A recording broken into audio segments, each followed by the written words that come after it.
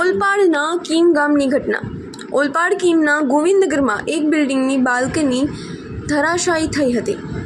રાત્રે 1 વાગ્યાની આસપાસ બાલ્કનીનો એક ભાગ અચાનક ધરાશાયી થયો હતો અને લોકોમાં ભયનો માહોલ જોવા મળ્યો હતો। રાત્રિના સમયે બનેલી ઘટનાને કારણે મોટી જાનહાનિ ટળી હતી। બાલ્કની પડવાને કારણે બિલ્ડિંગમાં રહેતા લોકો ડરી ગયા હતા અને સલામતી માટે સીડીઓ પરથી નીચે ઉતરી ગયા હતા। સમગ્ર ઘટનામાં કોઈ જાનહાનિ થઈ નથી। સુરતથી રાજદીપ બારૈયા,